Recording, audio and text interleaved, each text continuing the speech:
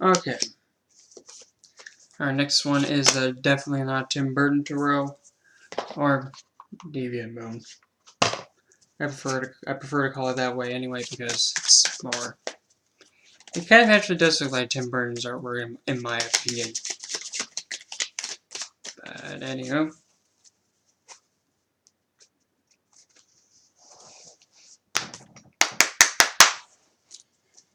Oh, we have the Ace of Cups with the Eight of Swords. I don't know why I decided to start off this way, but we have this. We have someone about to go, oh no, I'm about to fall into love. I'm going to be infected with the feelings again. Nothing wrong with having feelings, but, you know, just don't be fake about it. Because nobody likes fake feelings. I don't know what else to say, but anywho.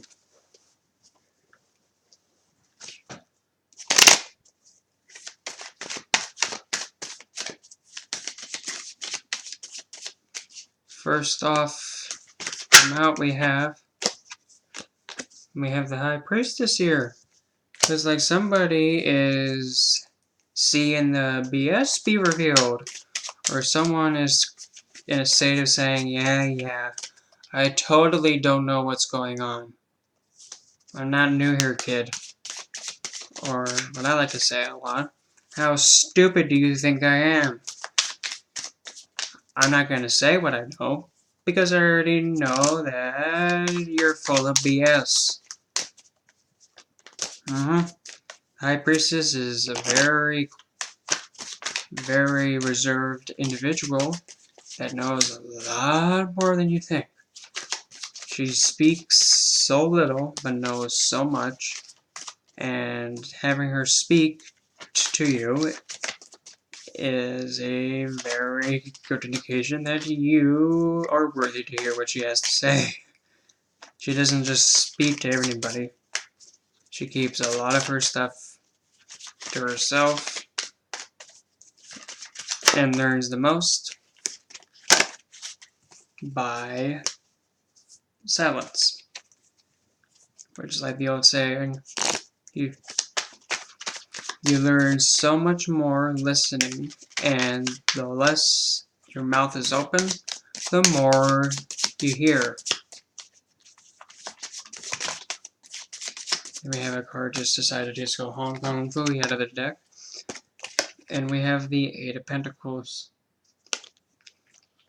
So probably the High Priestess over here is thinking like, something is not right in this workplace.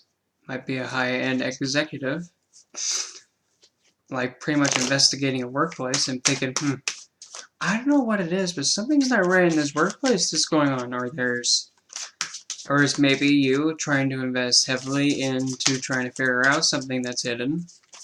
Or you're seeking advice from someone that's in your workplace that has a very reserved status. Or like they're very closed off and they don't speak that much. But they know what's going on.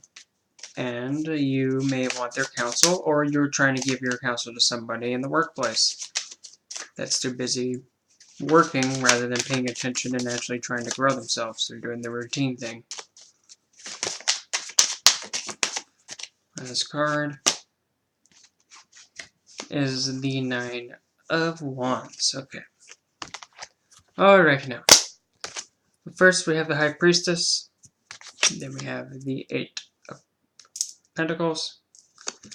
So it looks like we have someone trying to investigate something in the workplace.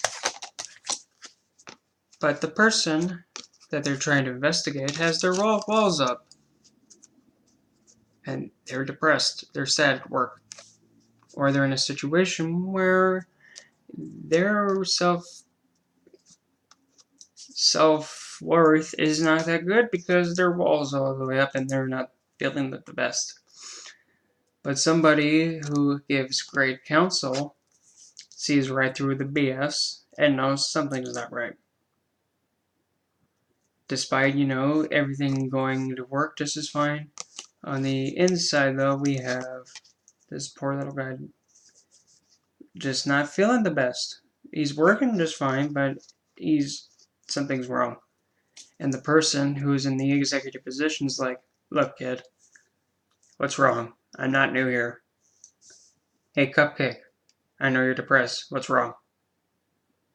Milkshake, stop. The more you look at your foot, the less you start moving. What's wrong? This person, you can see right through the walls and right through the wands and see that there's something wrong. This could be you, or it could be you and there's somebody trying to give you a hand here. If it's you that's down, and you have somebody who is very intelligent, very powerful in terms of giving advice and counsel, trying to help you, take it. Take the bloody help. Look, it ain't gonna hurt you. Opinions and advice are just opinions and advice. What you decide to do is your choice. But if somebody who is known for being reserved, but very intelligent and invests a lot of time in their mindset, listen. Doesn't mean you have to do what they suggest. Take their advice or take their suggestion. And it may actually improve your work ethic. Because if you have a great work ethic, and if you do your very best, and if you know you're doing your very best, this will go out the window. And then who knows? After working in that new mindset, you may actually turn into this yourself. Maybe that's the plan. You're going through a state of the Nine of Wands, having your walls up, and not feeling your hottest. And then you have the High Priestess come in, trying to be all like trying to mend you up and get you back to your work ethic and get you back on your feet. Because once you get back on your feet and start working again, you'll become a great advisor because you just went through the same thing that this person taught you. And then you can take that and you can go to somebody else who is going to be ever going through the same BS again. And you just repeat that cycle over and over again.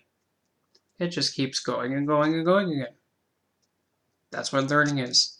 You take an experience, it ain't the best, you teach and you mend, and then you just build back up. You build your work ethic, you build something that gives you your pride and ego going again. Then you become this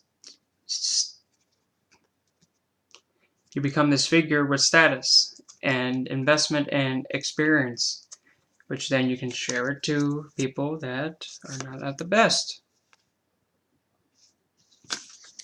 So, any advice that you would get from an older individual or someone far more wiser than you? It doesn't hurt to listen, and it doesn't hurt to take advice or counsel from them.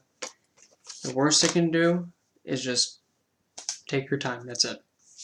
Yes, you can't get it back, but sometimes giving your time to someone who actually sees and understands what's wrong, I think that's probably a good thing to give your time to, because time you can't get back. You can never return it. You can never get it back. So if you're going to give it to someone that's very intelligent, that's going to help you in the end, here, have 20 minutes. I mean, that's how I look at it. I don't see anything wrong for giving your time for something that's going to make you better.